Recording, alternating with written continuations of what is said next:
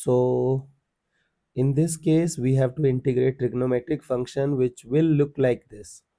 Means you will have sine or cos in terms of square. Okay, so what you have to do, just look at this. The idea is, you know that you have memorized all the formulas with respect to tan in trigonometric thing, correct? Now, so what you have to do, you have to create tan x. Okay, so do whatever is required, but convert your question into tan x. Convert your question into tan x. Okay, so look at this situation. So what I will do, I will divide by cos square x. What I'll do with this case, I will divide by, again I'll first I'll convert it into sine and then divide by cos square, or else first I will divide by sine square, it will become tan cot, cot will be converted into tan. Same over here, means I will expand like this, means both are same. Okay, I will expand, and then what I will do, I will divide numerator and denominator by cos square x, and things are done. So after converting question into tan x, what you have to do, take tan x as z, and your things are done. You can solve your question now. Okay, now for example, suppose look at this question. So you have sense of sine square or cos square, है ना? So what you have to do, you have to convert your question into tan. So how will you manage? So we will divide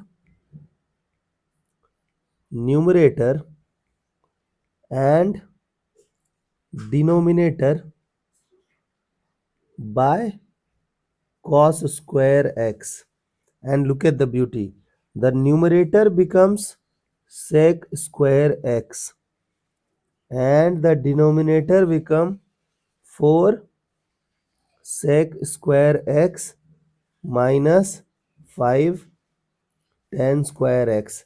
You know that you have to take z as tan. Okay, now look at this. If we will differentiate dz by dx, we will be left with sec square x. So look at this. This thing we have already created, na? So it is okay. But what we have to do, we have problem with denominators sec square x. So what we will do, we will convert it into tan.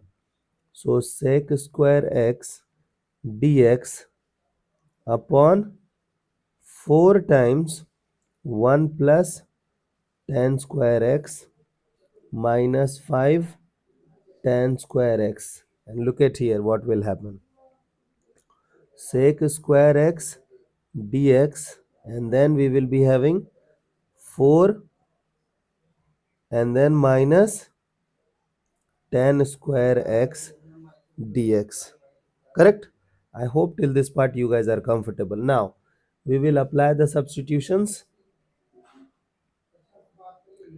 So it is dz by a square minus z square. Now look at this. This is dz. Now look at this. You know that if it is without root, we will have 1 by a if we are comfortable. If we are not comfortable, we will be using 1 by 2a. So without root we are comfortable with tan. In this case we are not comfortable.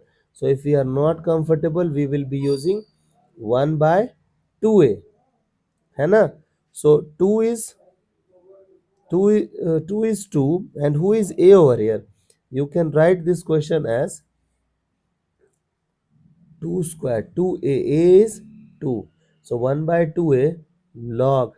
You know that if x square minus a square, x minus a will be written in the numerator. But if constant is bigger, constant is written in the denominator. So 2 minus z, 2 plus z with integration constant c. Now do the replacement of z. You know that you have taken 10x as z. So let's recreate this one. So 2 plus 10x upon 2 minus 10x, and then we have integration constant c. Okay, I hope from now onwards, if you have element trigonometric thing in the denominator, that too in square, you can think about 10. And majorly whenever you are dealing with trigonometric functions, no, you have to rely on 10. Try to create 10 and take z as 10, your things will be done. I hope this idea is clear, and if you will witness these kind of questions, you can apply this logic. Okay?